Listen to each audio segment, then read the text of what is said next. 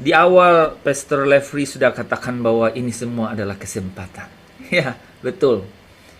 Ini adalah kesempatan ya. Kita bertemu malam hari ini di malam yang ke-715. Ya, 715.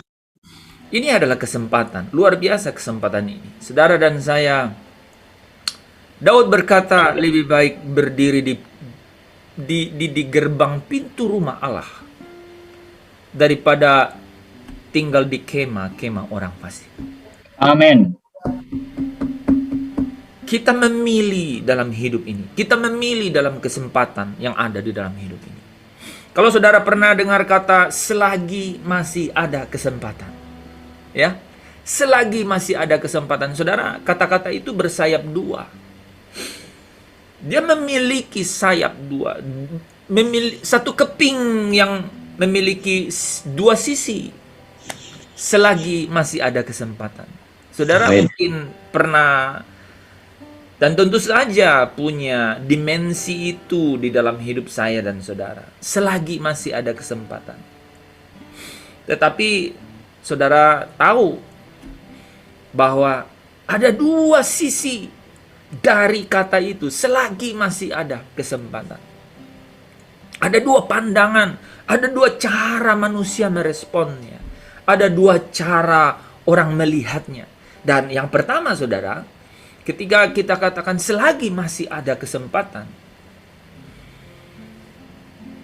ada orang yang kemudian memakainya dengan cara atau dengan sudut pandang ingin menikmati kesempatan yang ada, kehidupan yang ada, sepuas-puasnya, ya, sesuka-sukanya,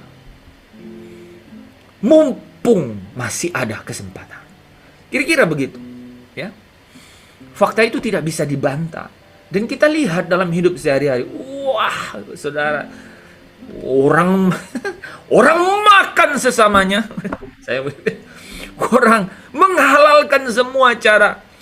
Atau kemudian saudara mencoba untuk secara terbuai gitu dengan semua dimensi kenikmatan, ya, untuk berkata selagi masih ada kesempatan, ya, kapan lagi, ya kan, kapan lagi. Itu satu perspektif, satu sisi, ya. Mungkin kita tidak juga terhindar dari sudut pandang itu. Atau jangan-jangan kita juga adalah pelakunya. Itu filsafat yang sangat populer. Ya, selagi masih ada kesempatan, ya. Orang melihatnya mumpung, ya. Sepuas-puasnya. Ya. Sesuka-sukanya begitu. Saudara mungkin ada contoh yang cukup ringan begitu ya. Saudara pernah makan di rumah mungkin dan kemudian nggak habis? Apa yang saudara lakukan? Atau gini deh, kan hari ini ada yang ulang tahun nih.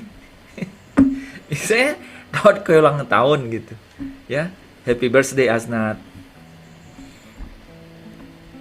Ada yang ulang tahun misalnya kan gitu. Kuenya kan biasanya besar tuh ya, nggak habis.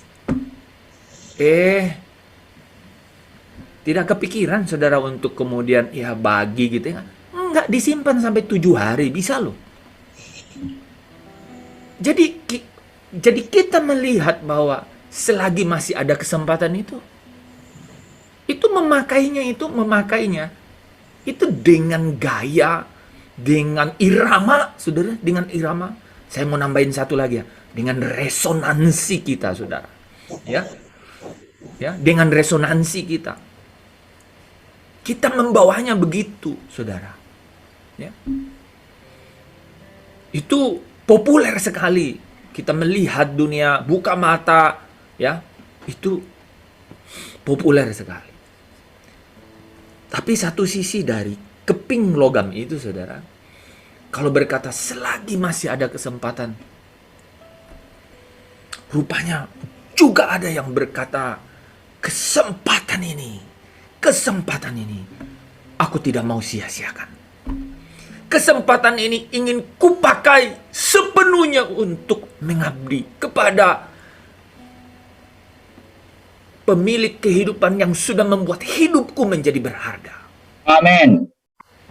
Ada suara-suara kecil dari kegelapan, dari kesunyian gitu. Dari ratap tangis derita begitu, dari kehimpitan yang berkata, sekalipun dunia berkata, mumpung kapan lagi, ada satu suara, ya, sekalipun mungkin kecil, tetapi dia berkata, sepenuhnya aku ingin mengabdi dan melayani Tuhan. Hidupku ini sudah dibeli dan lunas dibayar. Kebayang ya saudara. Paulus berkata, aku yang kuanggap keuntungan sekarang kuanggap rugi. Aku melupakan apa yang di belakangku dan mengarahkan diri kepada apa yang ada di depanku. Aku ingin mempersembahkan sepenuhnya hidupku untuk Tuhan. Hidupkulah penyembahan buat Tuhan. Saudara kalau tahu lagu itu ya. Ku tahu hidupku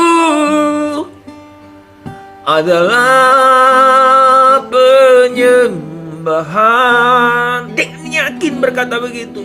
Kau ciptakanku dalam kemuliaan-Mu. Oh. Dan kita berkata, ku tahu hidupku berharga di mata-Mu. Segenap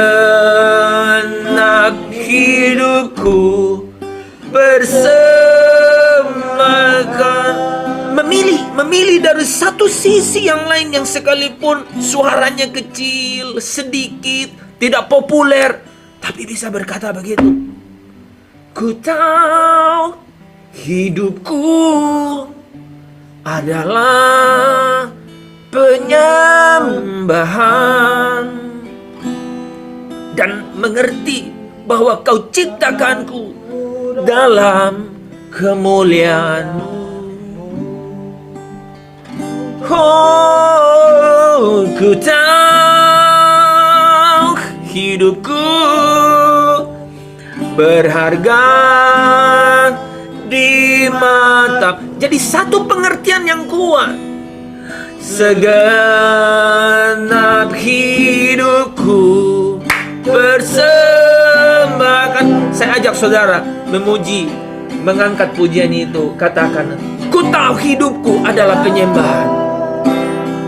Hidupku adalah penyembahan. Engkau ciptakanku dalam kemuliaan-Mu, ku dalam kemuliaan-Mu.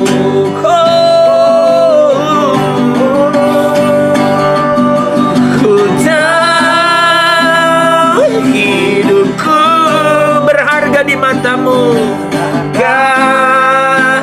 di mata-Mu. Segenap hidupku, bersembahkan. Ya saudara, jadi ada satu sisi dari satu kalimat selagi masih ada kesempatan itu. Dan kita bisa berkata, ku tahu hidupku ini adalah penyembahan.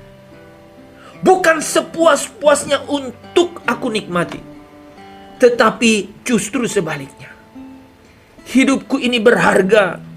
Hidupku ini dikasih harga, bernilai.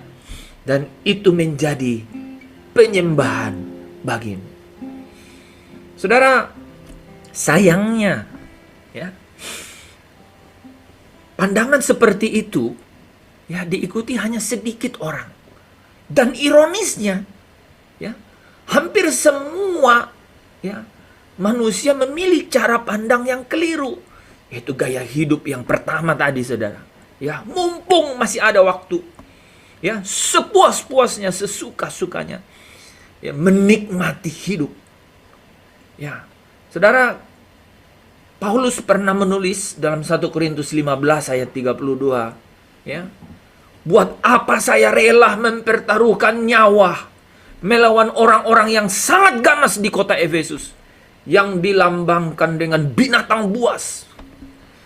Ya, kalau manusia yang mati akan lenyap begitu saja tanpa dihidupkan kembali, maka lebih baik kita berkata, mari kita makan dan minum bersenang-senang, karena besok kita akan mati.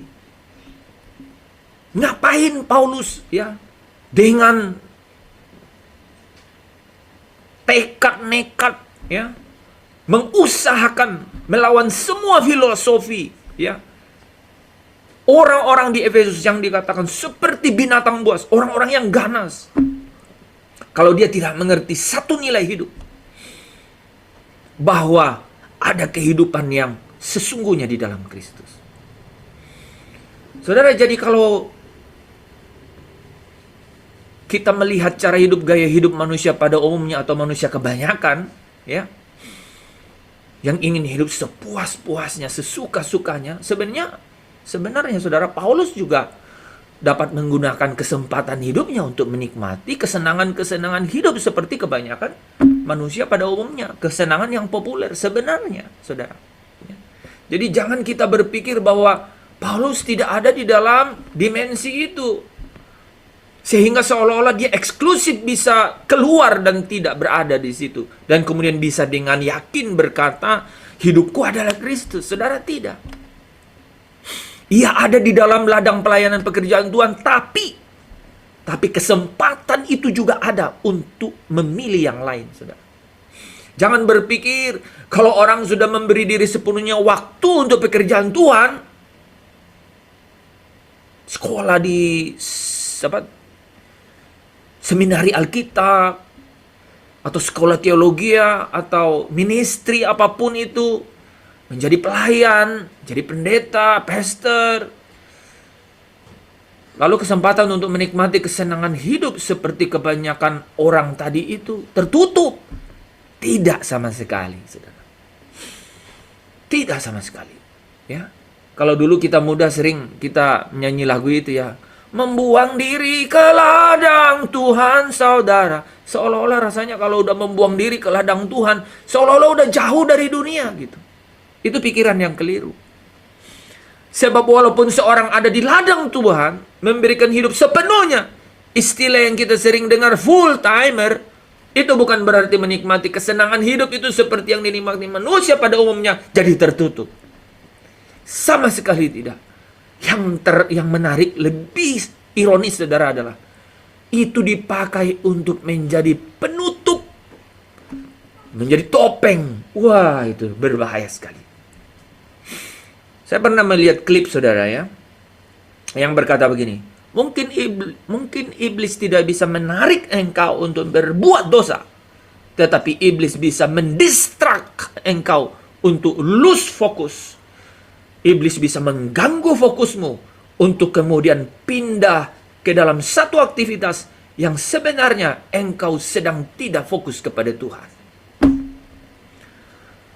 Saudara, dalam pernyataan Paulus tadi di 1 Korintus 15, sesungguhnya jelas menunjukkan bahwa ia juga memiliki kesempatan atau bisa menggunakan kesempatan untuk apa? Menikmati hidup yang semau-maunya, sesuka-sukanya, sepuas-puasnya. Tetapi saudara, Paulus memilih yang lain. Dia memilih yang berbeda, pilihan yang tidak populer, pilihan yang tidak disukai oleh kebanyakan orang. Itu sebabnya di dalam Filipi 1 ayat 21 ia berkata, bagiku hidup adalah Kristus. Filipi 3 ayat 7-8 cukup terkenal, tetapi apa yang dahulu kuanggap keuntungan bagiku, sekarang kuanggap rugi karena Kristus. Jadi yang dulu untung, sekarang dia anggap rugi. Benar-benar kontroversial. Dan kalimatnya dilanjutkan, malahan segala sesuatu, bukan hanya yang untung. Segala sesuatu Kuanggap rugi karena pengenalan. Saudara bisa lihat gradasinya ya. Ketika dia ketemu Tuhan, dia bilang, apapun yang kuanggap keuntungan, kuanggap rugi. Setelah dia mengenal lebih dalam lagi dengan Kristus, dia bilang, segala sesuatu, mau untung, mau rugi, kuanggap rugi. Segala sesuatu. Karena pengenalan akan Yesus Tuhanku lebih mulia dari semuanya. Saudara, tidak berhenti di situ. Pilihan yang tidak populer ini membawa Paulus kepada satu statement yang bagi kita itu sangat ekstrim. Oleh karena dialah, oleh karena Kristuslah dia bilang, aku telah melepaskan semuanya. Dan menganggapnya apa saudara? Sampah. Supaya aku memperoleh Kristus. Jadi bayangkan, bayangkan. Gradasi ayat itu saudara. Mulai dari dia katakan, apa yang dahulu merupakan keuntungan. Ketika ketemu dia bilang, yang kuanggap keuntungan dulu kuanggap rugi. Ketika dia lebih mengenal dia bilang, segala sesuatu kuanggap rugi. Wah.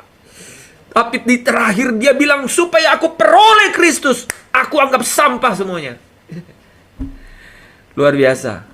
Ya.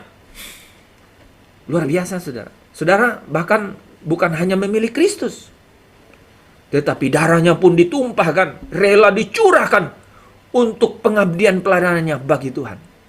Saudara, ini adalah standar kehidupan pengikut Kristus. Atau sebagai orang percaya, sebagai anak-anak Allah. Oleh karenanya Paulus mengatakan di dalam 2 Tesalonika 3 ya, ayat 7 sampai 9. Kami harus menjadi teladan. Ikutilah teladanku seperti aku ikut teladan Kristus. Wow. Strong statement, ya. Kuat sekali. Tidak tergoyahkan. Saudara, kalau kita membaca surat Paulus di mana kita menemukan banyak prinsip-prinsip, ya, filosofi-filosofi hidupnya. Di situ kita menemukan standar orang percaya, seorang anak Allah. Standar hidup yang tidak boleh dikurangi atau direduksi sedikit pun, saudara. Itu menjadi apa?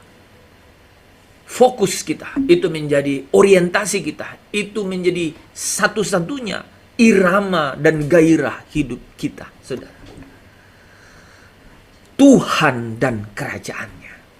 Tuhan dan kerajaannya. Saudara yang dikasihi Tuhan, kalau kita merefleksi kehidupan sejenak ke belakang, sejatinya kita semua ini adalah orang-orang yang memang sudah diwarnai oleh kehidupan kita yang lama. Ya, mungkin awalnya dari keluarga, saudara, ya, dari orang tua, didikan orang tua, lingkungan keluarga, keluarga besar. Gen yang kita bawa dari orang tua itu pasti mewarnai hidup kita. Dan juga kemudian pengaruh dunia di sekitar kita, ada filsafat dunia, ada prinsip-prinsip, dengan siapa kita bergaul, dengan siapa kita habiskan waktu. Saya sering sekali itu encourage orang dan kemudian remind orang bahwa salah satu who are you, kita siapa, itu adalah dengan siapa kita bergaul. Bahkan di kalangan orang Kristen, saudara, prinsip hidup yang kita warisi itu juga kebanyakan adalah prinsip hidup yang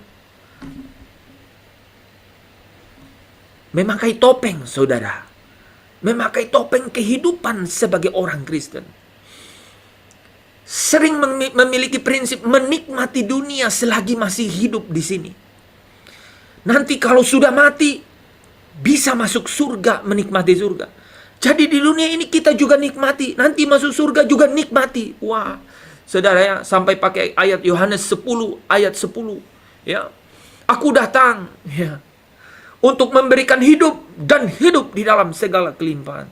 Padahal hidup di situ, saudara, tidak bicara mengenai kesejahteraan jasmania sama sekali. Karena kalau Yesus katakan, aku datang supaya kamu memiliki hidup, maka kalau itu kesejahteraan duniawi, Tuhan juga tidak perlu datang untuk itu. Orang sudah bisa sejahtera secara duniawi kan. Saudara, walaupun tidak diucapkan dengan kata-kata, tetapi sesungguhnya itu mewarnai itu kehidupan. Ya, orang-orang Kristen gitu ya. Nah, marilah kita menjadi orang yang percaya, bukan hanya menjadi Kristen. Karena walaupun seorang itu telah menjadi pelayan Tuhan, menjadi Kristen ya, atau dosen sekolah teologi ya, filosofi hidup tersebut sudah mengakar di dalam lingkungan kehidupan yang itu memang diajarkan ya. Mari kita nikmati hidup di dunia ini, dan kalau kita mati kita masuk surga. Saudara, menikmati hidup seperti orang lain menikmati itu. Jadi tidak ada bedanya dengan dunia. Serupa dengan dunia. Bedanya cuman apa? Dia orang Kristen plus pelayanan. Jadi itu yang saya bilang tadi, jadi topeng. Ngeri loh. Ngeri sekali. Aku tidak mengenal kau. Aku tidak mengenal kamu. Enyahlah dari hadapanku. Itu pasti tidak terselip di dalam Alkitab, tapi pasti memiliki sesuatu peringatan yang luar biasa. Saudara, prinsip itu seolah-olah benar, ya, tetapi saudara, itu sangat menyesatkan, ya. Maka sering kita mendengar orang berkata, kita masih hidup di dunia, jangan bicara surga-surga, gairah pulang surga, langit baru, bumi baru. Ya, sering kita dengar ocehan, sampai ada orang yang keluar dari Zoom ini loh.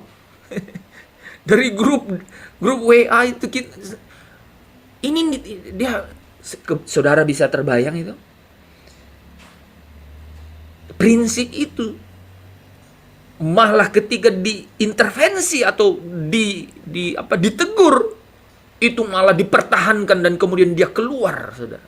Wah, itu saudara, tadi saya sudah katakan ya, sudah dijadiin topeng, sekarang dipertahankan. Wah, ngeri. Padahal saudara ya, sejatinya harusnya justru selagi masih hidup di dunia, kesempatan ini harus kita gunakan untuk berurusan dengan Allah secara benar. Mumpung masih ada kesempatan.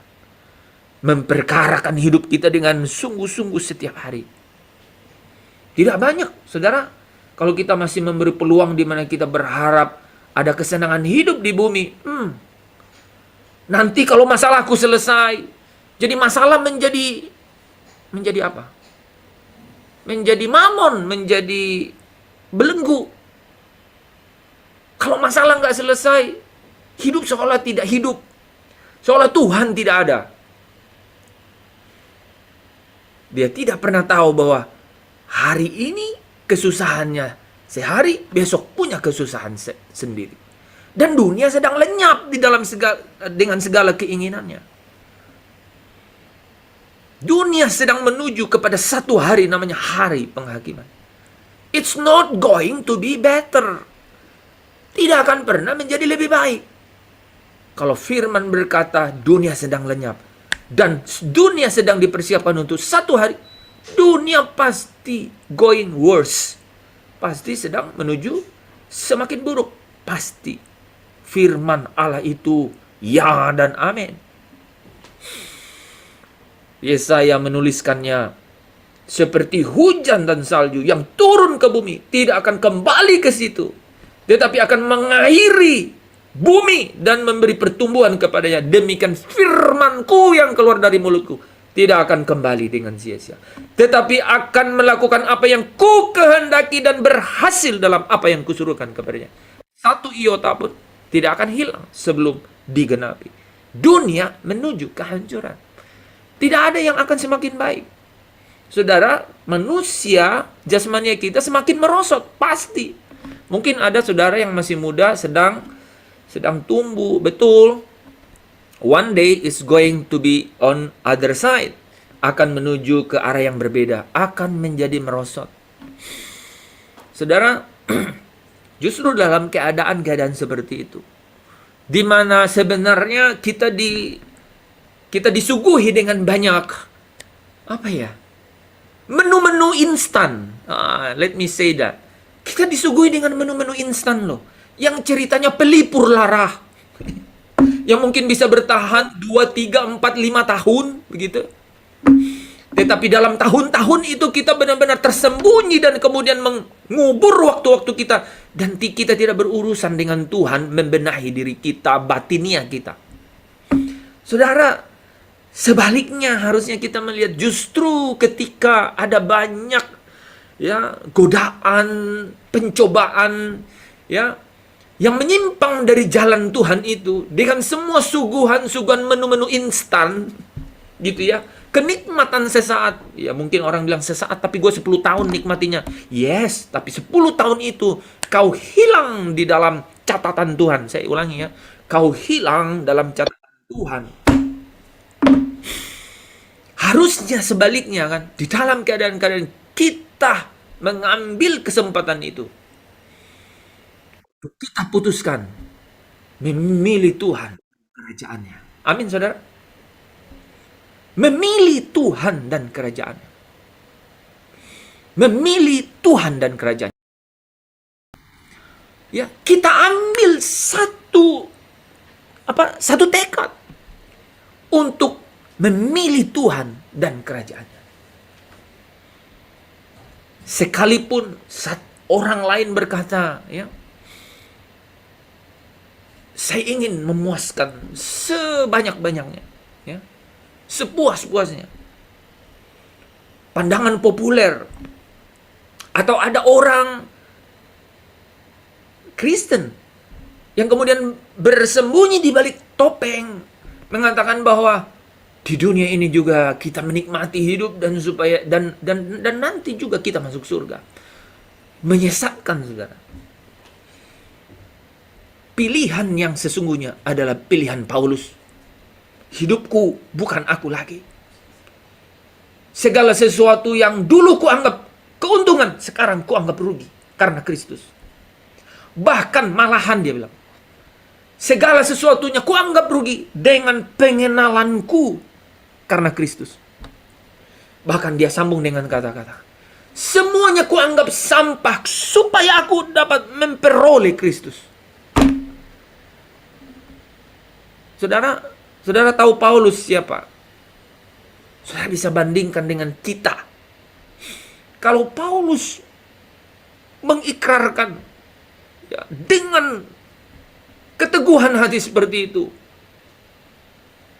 2 Petrus 3 berkata, betapa suci dan salehnya kamu harus hidup.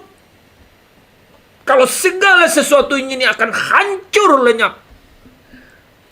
Saudara bisa bayangkan betapa suci dan salehnya kamu hidup. Jadi pilihan satu-satunya cuma satu. Pilihan seperti Paulus, ikutilah teladanku. Memilih Tuhan dan kerajaannya. Saudara, dengan demikian kita bisa yakin ya. Pujian yang sering saya kira kita dengarkan di dalam intimate worship ini ya.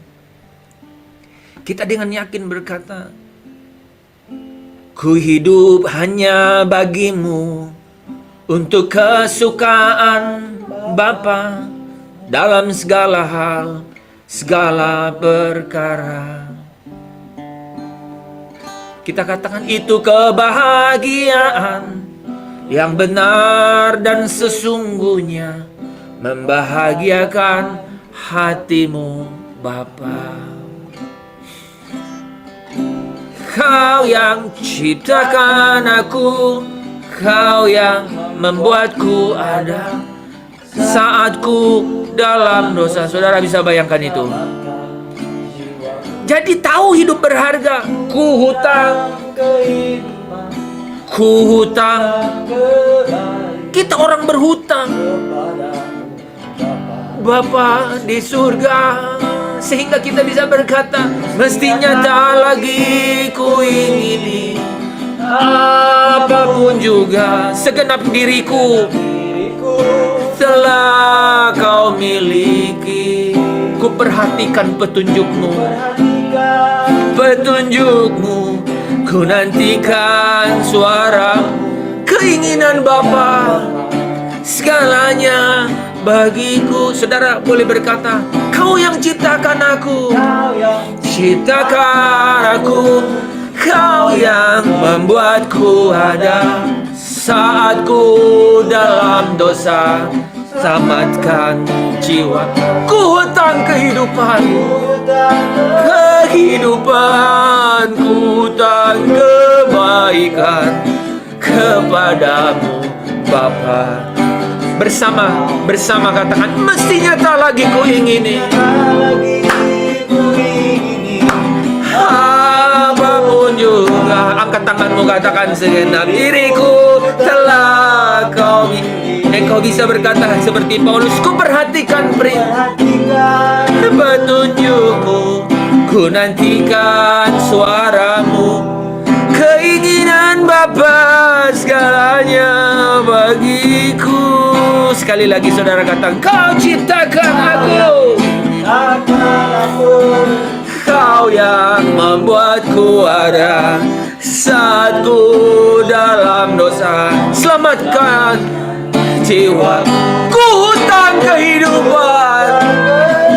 Tuhan benar, hutang kebaikan kepadamu Bapa di surga. Mestinya tak lagi ku ingini, ku ingini apapun juga. Segenap diriku Tuhan telah kau miliki. Ku perhatikan petunjuk-Mu, perhatikan petunjuk-Mu. Ku nantikan suara-Mu.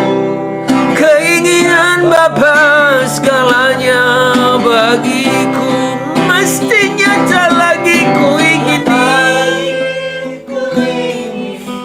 apapun juga. Tuhan benar, telah kau miliki. Terima kasih Bapa. Ku perhatikan petunjuk-Mu, ku nantikan suara-Mu. Keinginan Bapa, segalanya bagiku. Keinginan Bapa, segalanya bagiku. Benar itu pilihan kami Tuhan, Tuhan dan kerajaan. Kami mau, kami rindu supaya di dalam hidup ini kerinduan kami hanyalah Engkau. Tidak ada lagi yang kami ingini. Karena pencarian kami sudah final. Pencarian kami sudah selesai. Pencarian kami sudah berakhir, yaitu di dalam Kristus. Kalau Paulus berkata untuk memperoleh Kristus, kami datang, kami menemukan Engkau. Harusnya pencarian kami berakhir di dalam Engkau. Mestinya tak lagi ku ingini, apapun juga. Segenap hidupku telah kau miliki. Benar Tuhan, seharusnya sehingga sisa-sisa hidup kami ini, petunjuk-Mu lah yang menjadi perhatian kami. Mendengar suara-Mu, keinginan-Mu lah yang menjadi segalanya buat kami. Dan Tuhan, itulah yang menjadi kesenangan di dalam kehidupan kami. Terima kasih untuk suara-Mu yang berdengung, bergemah di dalam batin kami. Amin, amin, amin. Tuhan, kami tahu dan yakin ketika kami berdiam dalam Engkau, Engkau yang akan bertindak. Ketika Amin. berdiam di dalam Engkau, surga yang bertindak. Yes. Kami tahu Engkau mengirim pembela-pembela. Yes. Ingat ketika Yosua ingin berjalan, maka ada panglima bala tentara yang berdiri di depannya untuk maju sebelum dia berangkat. Kami percaya bahwa ketika kami diam di dalam Engkau, Allah sendiri, surga sendiri yang bertindak, yang melakukan pekerjaan-pekerjaan ini. Terima kasih Bapa, kepadamulah seluruh pujian penyembahan kami kembalikan. Karena itulah yang menjadi kesukaan di dalam hidup kami. Di dalam nama Yesus, kami bersuka cita hari ini, malam hari ini. Haleluya. Saudara yang diberkati, bersama dengan saya. Amin.